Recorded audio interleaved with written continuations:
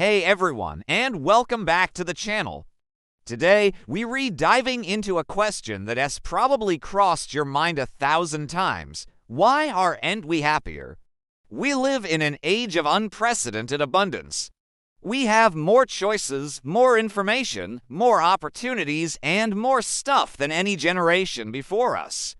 Yet, if you look around, or even just look inside, it doesn't always feel like we're bursting with joy. It's a strange puzzle, isn't it? This is what experts call the paradox of happiness, the counterintuitive idea that in many areas of modern life, more isn't making us merrier. In fact, sometimes more actually means less. Let's start with the most obvious culprit, the paradox of choice. You walk into a supermarket to buy jam. 50 years ago, you might have had 3 options: strawberry, grape, or apricot. Easy. Today, you're staring at a wall of 100 different jars. There's organic strawberry with elderflower, artisanal blueberry with chia seeds, low-sugar raspberry, no-sugar raspberry, imported fig spread. It's overwhelming. Psychologists Barry Schwartz and Sheena Iyengar have shown that while some choice is good, too much choice can lead to decision paralysis. We get so scared of making the wrong choice that we either don't choose at all, or when we finally do, we're left with a nagging feeling of what if? What if that other jam was better? This constant second-guessing drains our satisfaction, turning a simple purchase into a source of anxiety. The freedom of endless choice ironically becomes a cage. This overload isn't just in the grocery store, it's everywhere. Think about what to watch on a streaming service. You scroll for 20 minutes, paralyzed by thousands of options, and end up rewatching a show you've already seen. Or consider dating apps, where the seemingly infinite pool of potential partners can lead to a constant search for someone better, preventing us from ever truly investing in the person right in front of us. We're so busy swiping for the perfect match that we miss out on building a real connection. The illusion of a perfect option just around the corner keeps us from appreciating the good we already have. We've become connoisseurs of possibility, but amateurs at contentment.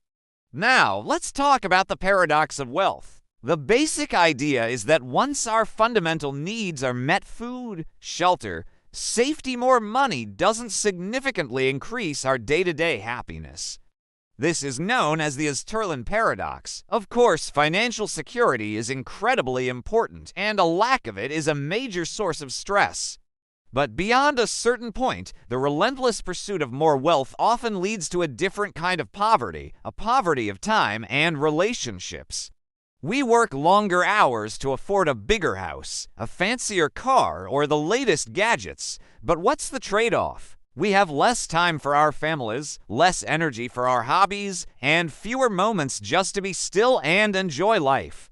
We're earning a living but forgetting to live. That bigger house can feel pretty empty when you don't have the time or energy to fill it with laughter and connection.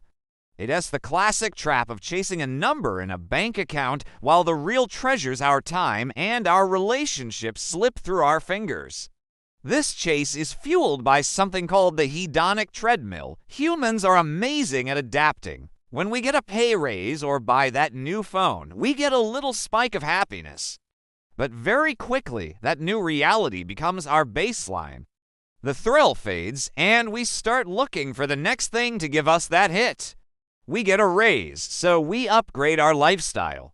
Soon, that new lifestyle feels normal, and we need another raise just to feel the same level of satisfaction.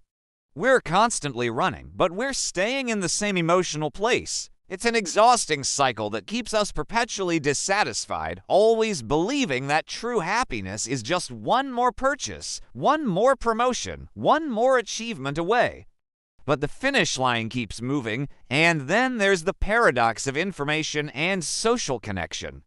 We are the most connected generation in history, yet rates of loneliness are soaring. How can this be?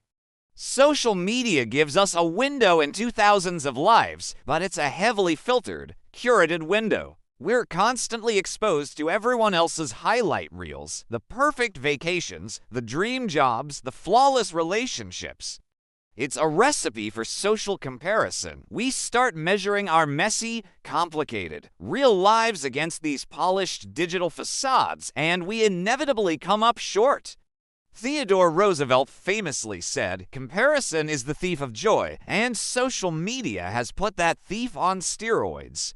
We're connected to more people than ever, but many of these connections are shallow. We're collecting friends and followers like stamps, but we're missing out on the deep, meaningful, in-person interactions that truly nourish our souls. 100 likes on a post can't replace a single heartfelt conversation with a friend over coffee. So, if more choice, more money, and more connection aren't the answer, what is? How do we get off this treadmill and find genuine, lasting happiness? The solution, it seems, lies in a radical act of rebellion, embracing less. It's about shifting our focus from accumulation to appreciation. Instead of seeking more, we can learn to want what we already have. This isn't about deprivation, it's about intentionality. It's about consciously choosing quality over quantity. For example, instead of endlessly swiping on a dating app, maybe we focus on giving 1 or 2 people our full attention. Instead of buying 10 cheap, trendy shirts, we buy one that we truly love and will wear for years. It's about simplifying. Let's start with choice. Try imposing your own limits. The next time you go shopping, give yourself a rule. You'll only look at 3 options. Or when you're on a streaming service, give yourself a 5-minute limit to pick something. You'll be amazed at how liberating it feels. By reducing the noise, you can actually hear your own preferences more clearly. This is the art of satisficing, a term coined by Herbert Simon. It means choosing the option that is good enough, rather than agonizing over finding the absolute best. A satisficer is often happier than a maximizer because they spend less time worrying and more time enjoying their choice. When it comes to wealth and possessions, the antidote is gratitude. Actively practicing gratitude rewires your brain to focus on the good that's already in your life. Try this. Every night before you sleep, think of 3 specific things you were grateful for that day. It could be as simple as the warmth of the sun on your face, a kind word from a stranger, or the taste of your morning coffee. This simple exercise shifts your perspective from what you lack to what you have.